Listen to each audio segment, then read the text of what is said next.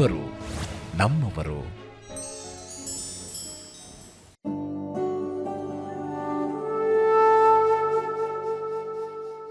ನನ್ನ ಹೆಸರು ದೊರೆ. ಈ ಕೆಲಸಕ್ಕೆ ಬಂದು 3 ವರ್ಷ ನನಗೆ ವ್ಯಾಪಾರ ಮಾಡ್ತಾಯಿದ್ದೀನಿ.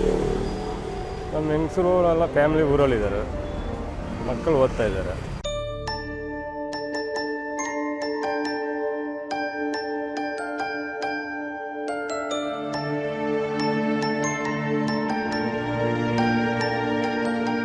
ಬಿಸ್ನೆಸ್ ನಡೀತಾ ಇಲ್ಲ.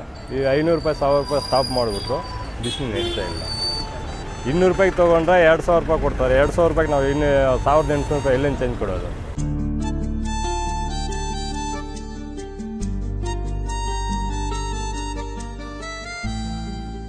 ಮಕ್ಕಳಿಗೆ ಆಸೆ ಇದೆ, ಓದ್ತಾ ಇದ್ದಾರೆ. ನಾವು ಮಾಡೋದು ಕೂಲಿ ಕೆಲಸ ದೊಡ್ಡ ಲೆವೆಲ್ ಬೇಕಾದ್ರೆ ಹೆಂಗೆ ಬರೋಕ್ಕಾಗತ್ತೆ? ನಮ್ಮ ಲೆವೆಲ್ಗೆ ನಾವು ಓದಿಸ್ಬೇಕಷ್ಟೆ.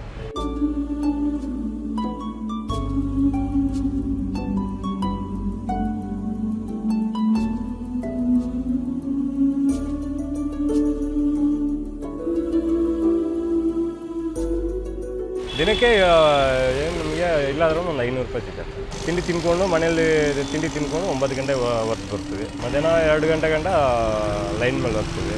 2 ಗಂಟೆಗೆ ಊಟ ಮಾಡಿಬಿಟ್ಟು ಇಲ್ಲಿ ಬಂದುಬಿಡ್ತೀವಿ. ಮತ್ತು ಸಂಜೆ 8 ಗಂಟೆ 7:30 ಹಂಗೆ ರೂಮಿಗೆ ಹೋಗ್ಬಿಡ್ತೀವಿ.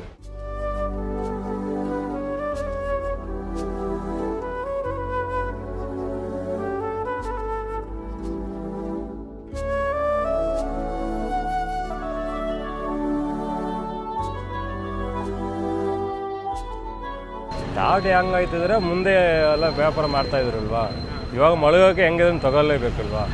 ಸರಿ, ಇದು ಒಂದು ವ್ಯಾಪಾರ ಮಾಡಿ ನೋಡೋಣ ಅಂದ್ಬಿಟ್ಟು ಮಾಡ್ತಾಯಿದ್ದೀವಿ.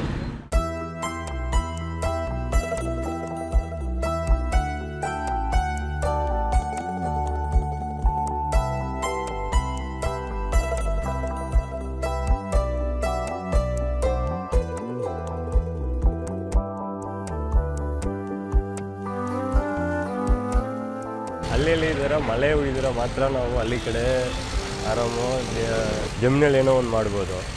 ಮಳೆ ಇಲ್ಲಾಂದರೆ ಏನು ಮಾಡೋಕ್ಕಾಗತ್ತೆ?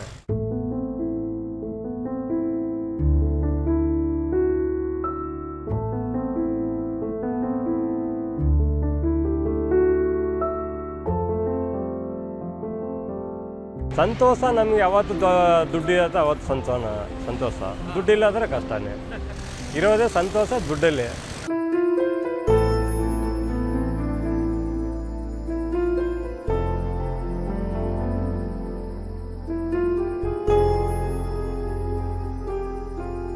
ಫ್ಯಾಮಿಲಿ ಏನು ಸಪೋರ್ಟ್ ಏನಿಲ್ಲ, ನಾವು ಇದು ದುಡಿಯೋದಕ್ಕೆ ಕೊಟ್ಟು ಕಳಿಸೋದು ಅಷ್ಟೇ. ಫ್ಯಾಮಿಲಿ ಏನು ಕೆಲಸಕ್ಕೆ ಕಳಿಸಲ್ಲ ನಾವು.